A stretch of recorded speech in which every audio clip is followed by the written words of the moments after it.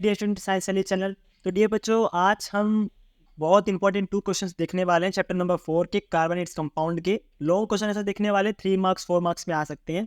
तो जो सबसे पहला इंपॉर्टेंट क्वेश्चन जो आता है वो आता है एलोट्रॉप्स के बारे में। आपको या तो इसमें हो सकता है कि 2 मार्क्स क्वेश्चन आपको पूछ ले कि एलोट्रॉप को एक्सप्लेन करो, डेफिनेशन पूछ ले, एग्जाम्पल पूछ ले, या फिर आपको 3 मार्क्स या 4 मार्क्स में आ सकते हैं कि एलोट्रॉप ऑफ कार्बन बताओ, कार्बन के 3 एलोट्रॉप को अच्छे से एक्सप्लेन करना है विथ डायग्राम। तो देखते हैं, चलिए पहले एलोट्रॉप का डेफिनेशन देख लेते हैं। Allotropes are the different form in which an element can exist. कोई भी एलिमेंट होता है वो जिस अलग अलग फॉर्म में रह सकते हैं उसे एलोट्रॉप कहते हैं। Allotrope have different crystalline shape due to different arrangement of particles. अब एलोट्रॉप्स में आपको क्या महत्वपूर्ण चीज याद रखनी है कि यहाँ पे जो एलिमेंट्स हैं उनके एटम अलग अलग अरेंजमेंट में होते हैं, उनको हम कह देते हैं एलोट्रॉप। ठीक है, एलोट्रॉप की फिजिकल प्रॉपर्टी अलग होगी पर केमिकल प्रॉपर्टी सेम होगी। क्योंकि केमिकल क्यों सेम होगा? क्योंकि ऑब्वियस सी बात है, अगर वो सेम एलिमेंट से बना है तो जो एलिमेंट की प्रॉपर्टी है वही प्रॉपर्टी उस एलोट्रॉप की होगी। तो फिजिकल प्रॉपर्टी डिफरेंट है बट केमिकल प्रॉपर्टी सेम है। अच्छा, आप एलोट्रॉप ऑफ कार्बन, कार्बन के एलोट्रॉप देखने वाले हैं हम। तो यहाँ पे मैंने मेंशन कर दिया डायमंड, ग्रेफाइट, बकमिंस्टर, फुलरिंग। डायमंड जो हार्डेस्ट सब्सटेंस है, ग्रेफाइट जो शाइनीस्ट सब्सटेंस जो कंडक्ट करता है इलेक्ट्रिसिटी, बकमिंस्टर फुलरिंग जो 60 कार्बन एटम से बनता है, बॉल जैसा दिखता है। तो डायमंड एलोट्रॉप है, इसके अंदर 4 कार्बन टेट्राहेड्रल शेप में है। देखो ये इस शेप को हम कहते हैं टेट्राहेड्रल शेप। टेट्राहेड्रल शेप में होते हैं और स्ट्रॉन्ग कोवलेंट बॉन्ड होता है इनमें, और स्ट्रॉन्ग कोवलेंट बॉन्ड होने की वजह से बहुत ज्यादा हार्ड होता है डायमंड। अच्छा, फिर बात आती है ग्रेफाइट की।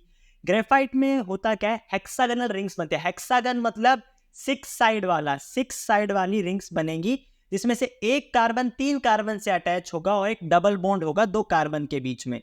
ग्रेफाइट स्लिपरी इसलिए होता है क्योंकि इसके हेक्सागनल रिंग्स में लेयर्स बनी हुई होती है। इस डायग्राम में अभी आपको दिखाता हूं। देखिए, ग्रेफाइट गुड कंडक्टर है हीट का और इलेक्ट्रिसिटी का भी। देखो ये ऐसे रिंग्स बनी हुई है, हेक्सागनल रिंग्स, और रिंग के ऊपर रिंग लगी हुई है, इस वजह से स्लिपरी होता है, लेयर के ऊपर लेयर होती है। फिर जो लास्ट है वो बकमिंस्टर फुलरिंग जो 60 कार्बन एटम से बनता है। हेक्सागन रिंग्स भी होती है और पेंटागन रिंग्स भी होती है। हेक्सागन मतलब 6 साइड वाली रिंग्स, ये देखो बीच में 6 साइड वाली है, और इसके ऊपर देखो पेंटागन, पेंटागन मतलब 5 साइड वाली, और एक सॉकर बॉल, फुटबॉल की तरह ये लगता है। इसके अंदर 12 पेंटागन और 20 हेक्सागन के कार्बन एटम्स जुड़े हुए होते हैं। ध्यान देने वाली बात है, 12 पेंटागन और 20 हेक्सागन।